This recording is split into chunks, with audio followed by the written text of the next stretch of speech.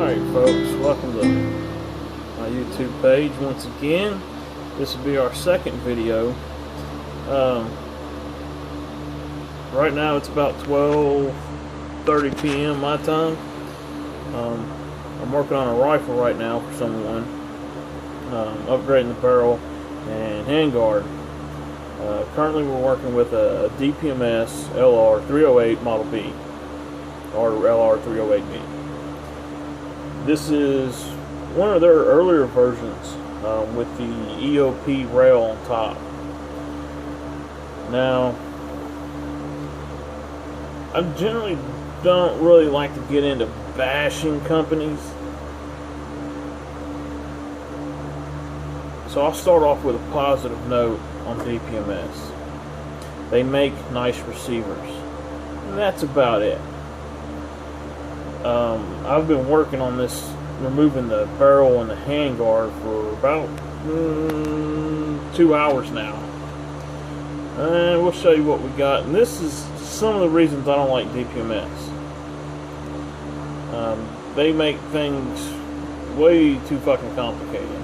I don't know if it's the fact that they don't want people changing the rifles or what the deal is.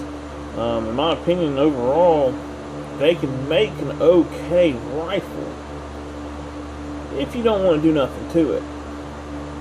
I do got to give DPMS credit, though, on basically setting the standard for the 308 AR. Of course, you know, anybody that's built the AR-10 platform or 308 AR platform knows you either pretty much got DPMS pattern or Armalite pattern, and if you go DPMS pattern, you can get more, or you have a wider selection of parts. But I do have a couple tips on taking this rifle apart so far. It is kind of boogered. This one utilized the free float tube, the plain round tube, screws onto a barrel nut, and they Loctite everything on. Why that is, I don't know. I can see using medium strength Loctite, but they use high strength. So when you take this stuff off, you have to heat it up. So this is going to be one example why I shy away from DPMS rifles. Like I said, they do make really nice receiver sets. I have used the receiver sets, and they are very nice, very high quality. Some of the other parts are pretty good. I like their bolt carriers. Their barrels and trigger groups, lower parts, and things like that, I try to stay away from them. But here's what we're working with, and I'll give you a tip on one way you can get this sucker off if you're by chance working on one. If you don't have a strap wrench. So let me get the camera turned around, and we'll be right back. Alright folks, we're back here. This is my workbench. Sorry for the mess. I've got 100 projects going on right now.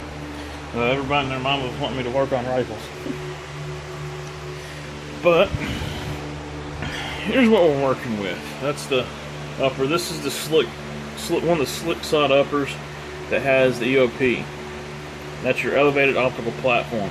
One thing I don't like about this is you cannot find handguards, at least I haven't been able to, you know, your normal free float rails with the Picatinny on top, to match this. If you get one, it's going to sit lower. Now, other than this platform, DPMS also had another generation. It was a high rail, and then they come out with the low rail.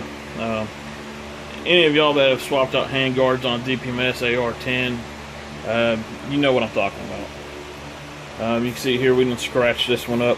We're not really worried about marring this handguard up. I had planned on reusing it,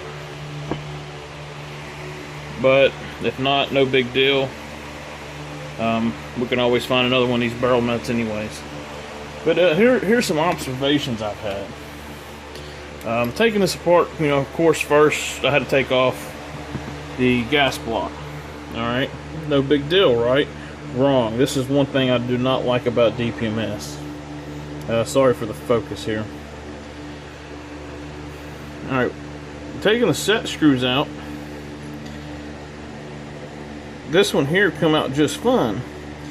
Well, when I went to go put the Allen key in this one, whoever assembled this at the factory, it stripped the screw out. So as soon as I put my Allen key in to take it off, it just spun. So I ended up having to drill it out. Now we got it drilled out nice, you know, we didn't have any damage to the barrel.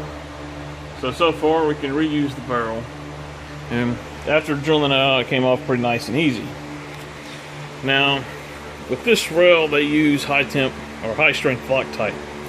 So in order to break that Loctite down so you can get this handguard off, you need a torch. Preferably, I like to use propane. Some guys use stuff that's a little higher temp. I try to stay away from that, like your acetylene torches and stuff. I've seen people use those before and just melt stuff off. Now, generally, if you can't get it off by hand after breaking down the Loctite, you need a strap wrench.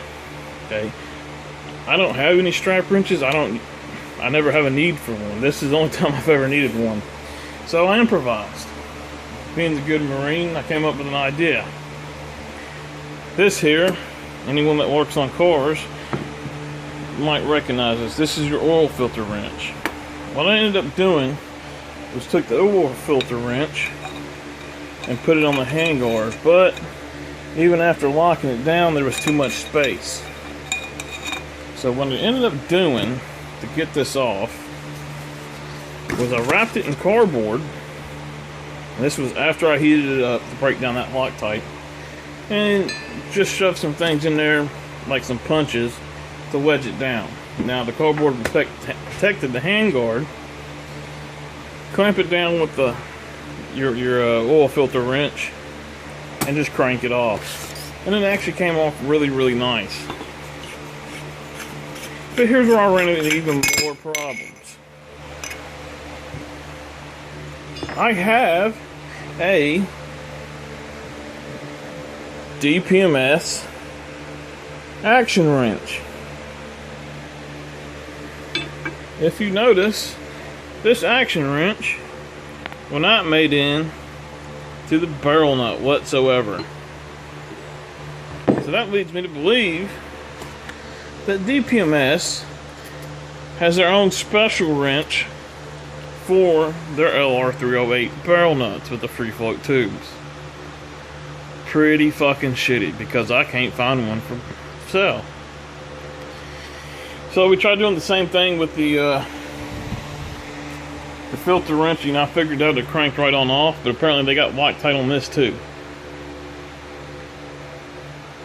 So we end up mooring this up a little bit, but that's no big deal. I mean, we can always find another nut. These, I think, are about a dime a dozen. So, but there you go. I mean, there's a little insight on this. Hopefully a tip that can help y'all out later on if you're by chance working on one of these rifles. So, but we're gonna get this barrel nut off and see how she does. Hopefully we'll be able to get it off and not fuck up the receiver. Alright, well, thanks for watching. If I have any more updates on this, I'll let y'all know. Well, folks, I ended up getting the action wrench in there. What I ended up actually having to do was get my mallet, get one side in, and hammer the other side in. And then she popped right off. So there you go.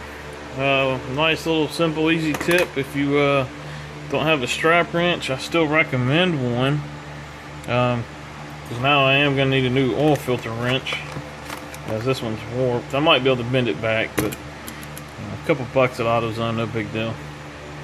So there you have it. Let's see if we can take a look.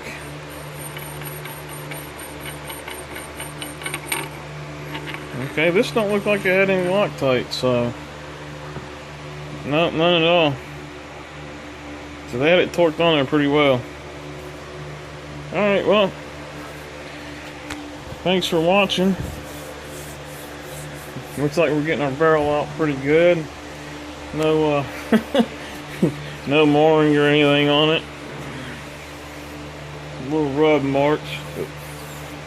That'd be from the red rubber there. But there we go. Our barrel's now free to come out. Thanks for watching. You know, if you want, leave your any tips, comments you have about DPMS stuff in the comments section. Hope y'all enjoyed watching. Plan on doing a couple more videos here shortly. We have some more things to review. I tried to put some more out of the build I did a couple of weeks ago, but I ended up having to get it to the owner fairly quickly, so I didn't get to cover all the stuff. You saw the PWS enhanced buffer tube on there, and a couple other things I believe, but we got some other stuff to go over. Some safety selectors I've used. I got Anderson arms upper and lower, and we'll be doing a review on those. I actually just used 2 of their sets. Not a bad set. Minor issues with it, but for what we paid for it, it was a good receiver set. But we'll cover that a little later. Until then, carry on.